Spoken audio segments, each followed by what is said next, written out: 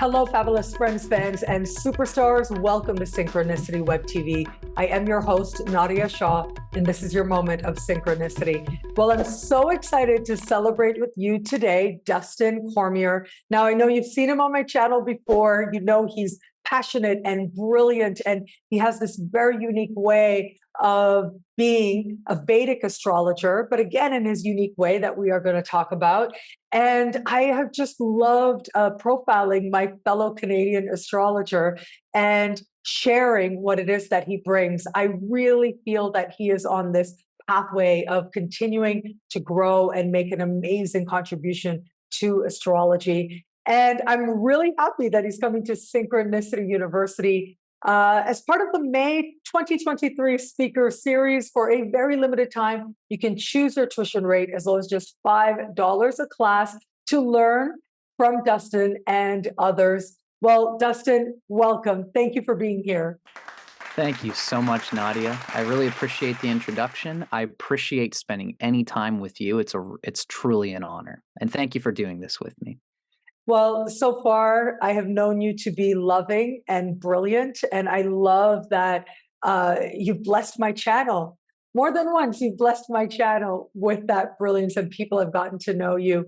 So I know that you practice Vedic astrology. So can you talk about, define Vedic astrology? Of course, I know what that is, but it might be new to some people out there. For sure. And specifically, because I know that you consider yourself a tropical Vedic astrologer. So I wondered if you could touch on that, like the defining sidereal and tropical and why you chose tropical. So let's start there. Thank you, Nadiya. I appreciate it so much. And thank you to everybody who's watching this. Nadiya, I have to say, you've been an inspiration. I was talking with you earlier about how you give the space for an astrologer like me to join you at the top. You put in all the work, and it really means a lot to people like me that I can come on this show and discuss what we both love talking about so much, which is astrology. One of our greats, the late great Donna Van Toen, she was the one that I learned that from. And so I love her. I miss her very much. She passed away a few years back. But yeah, she loved helping other astrologers. And she did that for me too. She gave me my first speaking gig at her conference, Soda. She introduced me to the agent where I was writing daily horoscopes for 3 years for Canadian newspapers. So I love that I get to continue that, but I learned that from her, like how rewarding and amazing it is. And especially to see someone like you, just who really deserves it. Like you deserve to shine. You deserve to have more and more people know you. So yeah, thank you for giving me this space to just give her a shout out, to honor her as one of our greats. Yeah. Yes, totally. And, we're all sharing in this knowledge of self-realization. Really, I consider what we often talk about in the Vedic knowledge is self-realization is what the Veda is all about. The word Veda kind of almost relates to vitality. And it's a vitality that exists in all of us beyond emotional preference. It almost is the pure nature of our spirit, of ourself, of what we are.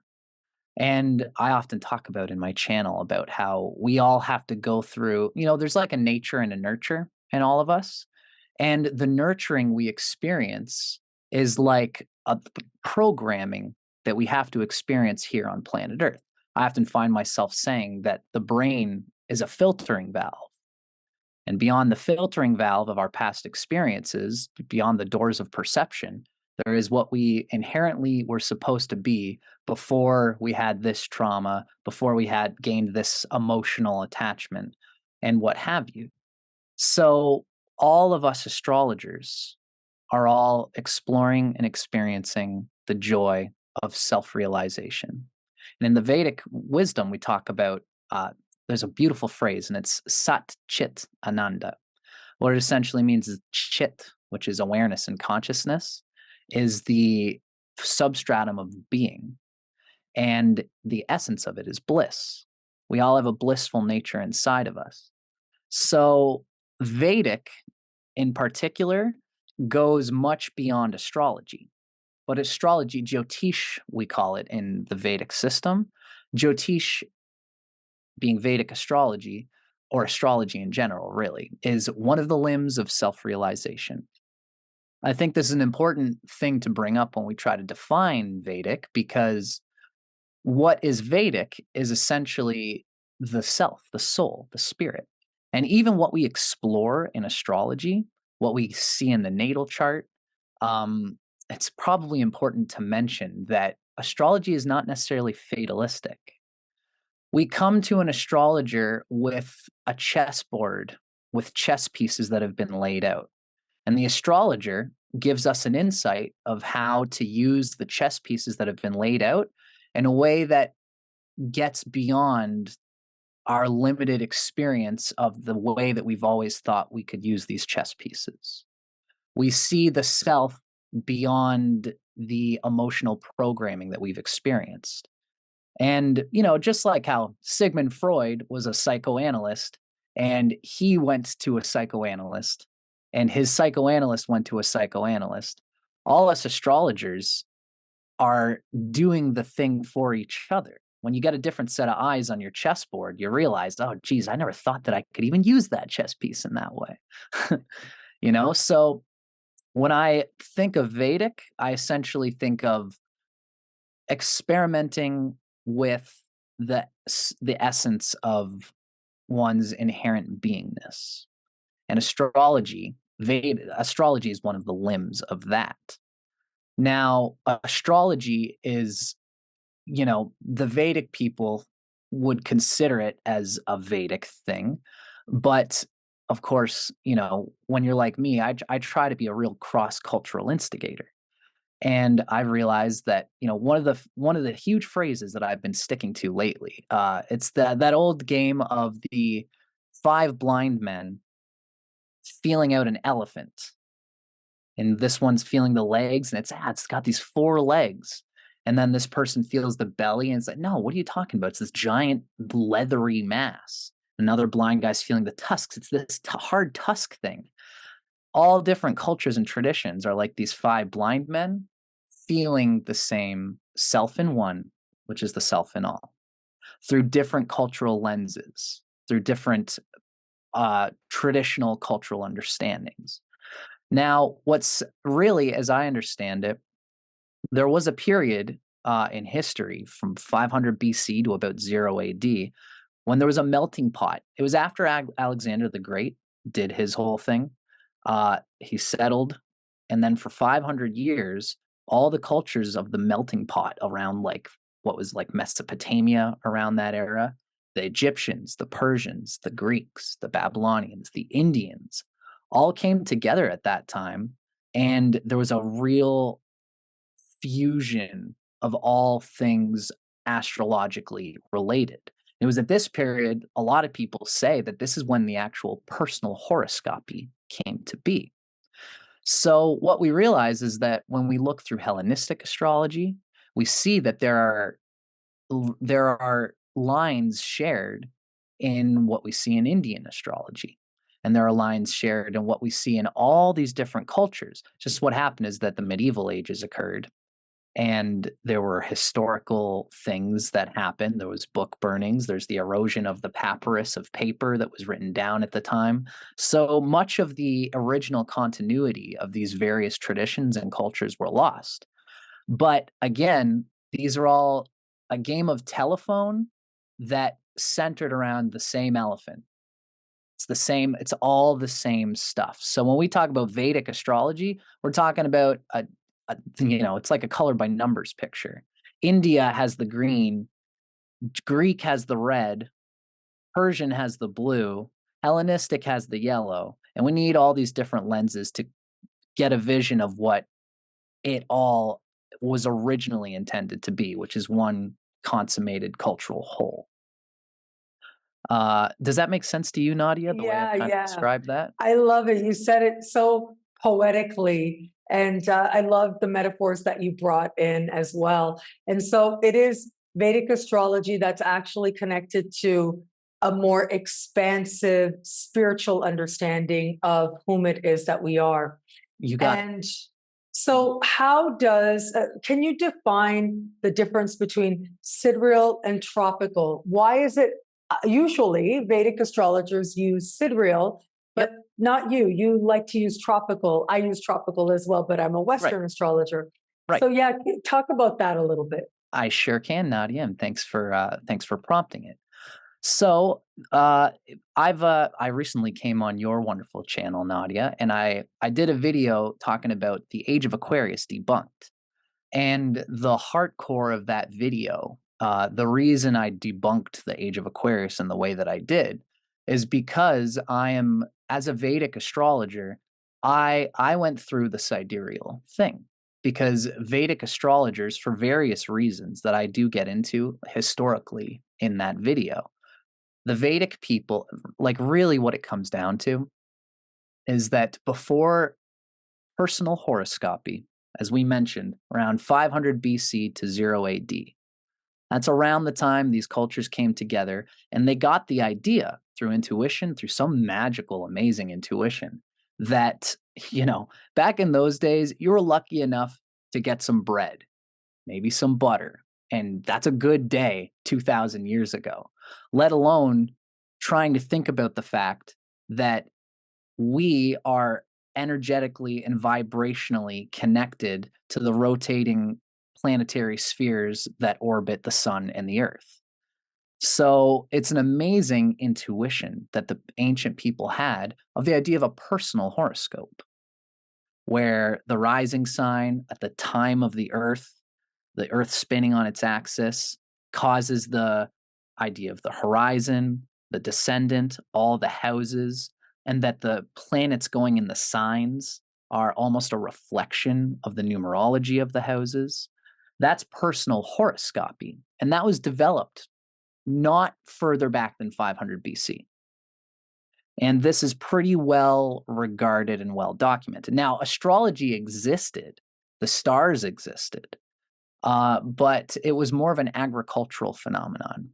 The red planet is in the sign of the bull, or it's with the twins, or what have you. It might mean something with our aggression in social brothers as a collective. Even Venus as the morning star and evening star.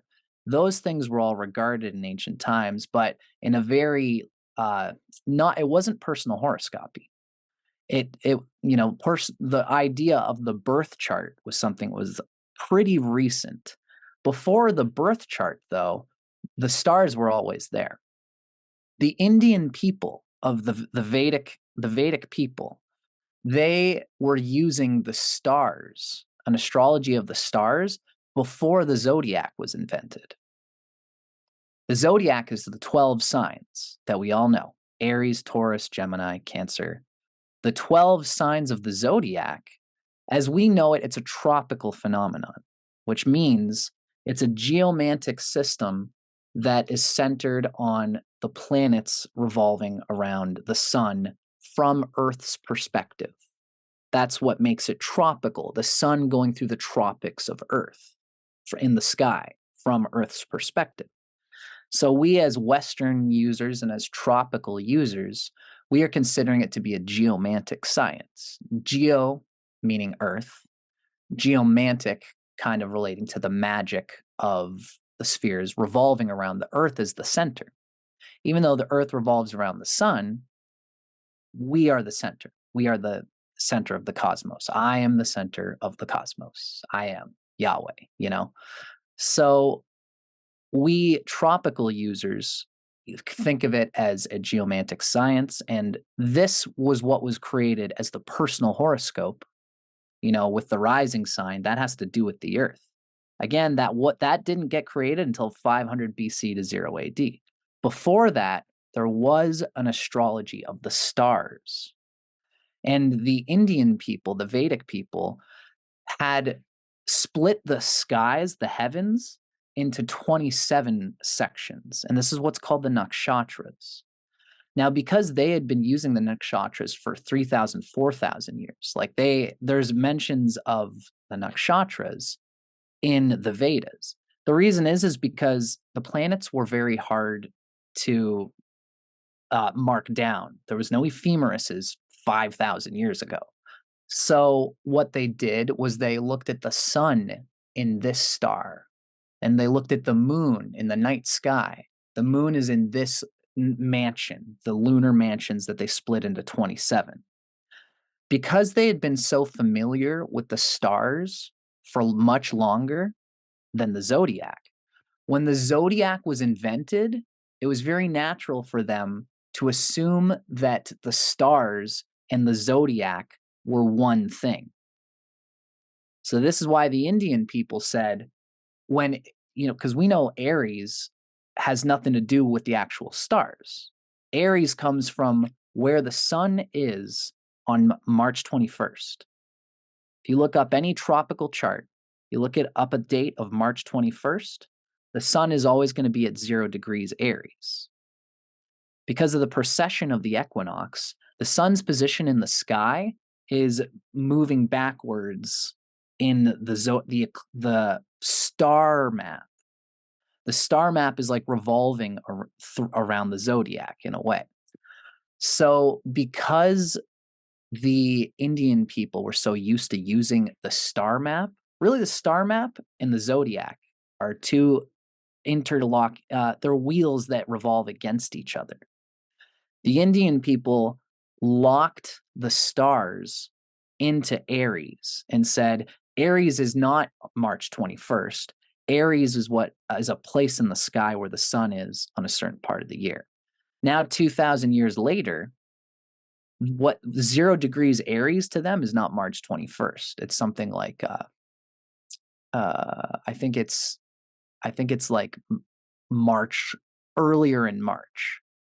It's basically 23 days behind what we regard as the first day of Aries. So this is the reason why the sidereal zodiac got locked up with the stars.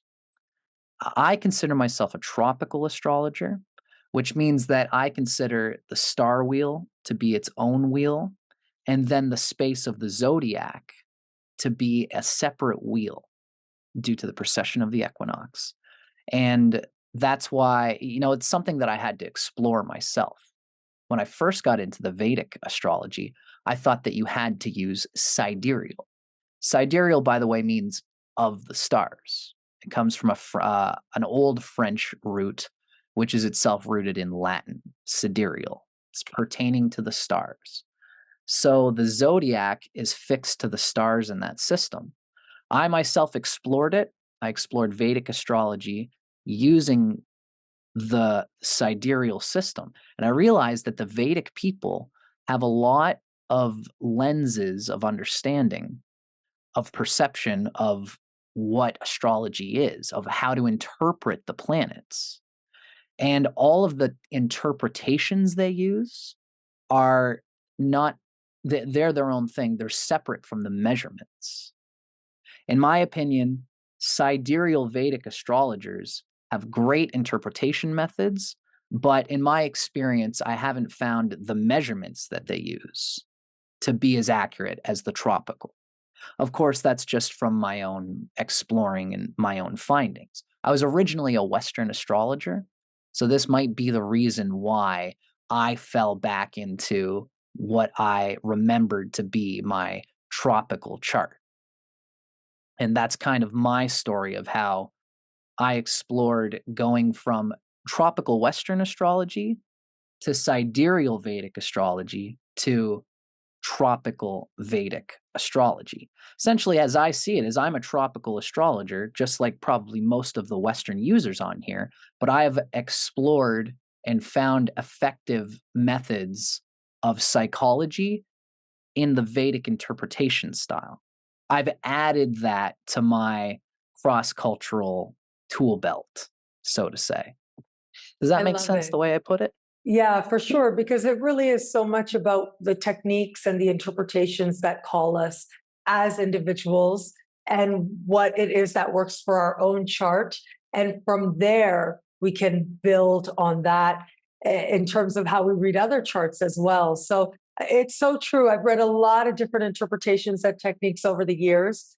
And what I normally do is I apply it to my chart right away. And if it works, if it resonates, then I might try testing it out with a couple other people before I decide if it's going to be part of my toolkit, if you will. Right. I mean, I've had, I'll give you an example. Tetrabiblos by Ptolemy is considered a foundational text to Western astrology. It's almost 2,000 years old, and people can read it online. Anyways, this book has some very specific formulas in it.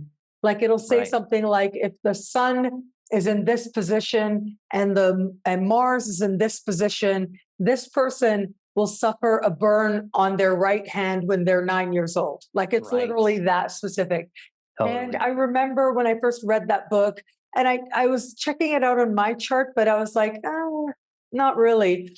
And then I tested it out with a couple of other charts, and everybody was like, no, that doesn't make sense for me. And that told me that, okay, Ptolemy, thank you. You're brilliant. You're the foundational text of Western astrology. I love you. But for my individual practice and the techniques that I'm going to use to serve others with my practice, it may not be these specific techniques that I actually need as part of my own journey. But I know a lot of people who are very true to traditional astrology and to what you find in Ptolemy, and they are brilliant astrologers in their own right, for sure.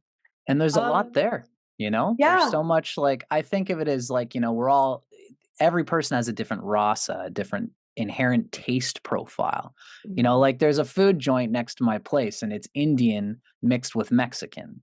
So they're making like Mexican burritos mixed with Indian food. And I gotta try that out. I'm crazy about it. I'm crazy about it. And there are some people who it doesn't hit. And for me, it just totally works. It is good to be discerning. There are some times when, if you had soy sauce in Mexican burrito or something like that, it's two cultural palate profiles that might inherently not work, which is something you have to be careful when you are getting into cross-cultural exploration like I am. That is something I should say. People talk about how you need to be discerning when you are working with two different traditions and cultures and combining them together. But there are times when these points do inherently match up. The Indian and Mexican food is there for me, and in my opinion, so is tropical and Vedic astrology, so far as I've experienced on my palette. And so I know that you're in the Toronto area. Off the top of your head, do you know the name of the place? Yeah, it's called oh gosh, I should know. Next time I'm home, I'm gonna go there. No kidding, eh? Next time I go, like, I want to eat that food. Yeah. That sounds like me. Oh gosh, I won't be able to think of it, but I'll let you know if it comes to my brain. God, of all the moments, I can't think of that place. Yeah, and if you send the name, I'll try to like link it or write it below for anybody else who's in and around the GTA who may want to check that out, because that sounds really fascinating. So it's amazing that you're from Toronto. Yeah, I am born and raised. Yes, I was born and raised in downtown We're meant to find each other, Nadiya. There you go. And it is always in me. Of course, I have a Sagittarius moon like you. So I consider myself sort of a citizen of the entire planet and the world. Cool. And I love learning about the different ways other people live and understand the world around them.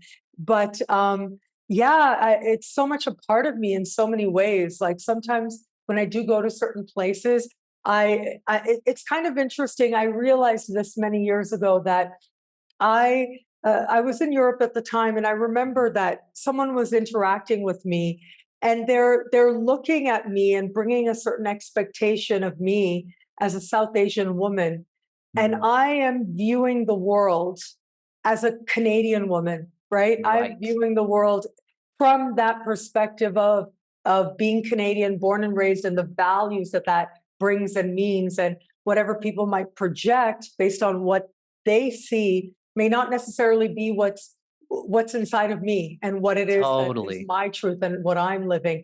So it's so interesting how, and I know a lot of people might feel that way in different ways as well, maybe not necessarily, or maybe related to culture and how people perceive them, especially if you're a tourist, for example. But I can imagine that it is a feeling that maybe every Sag moon person knows, where Mhm. what the appearance is and what is actually inside Yeah, may I not, would say so.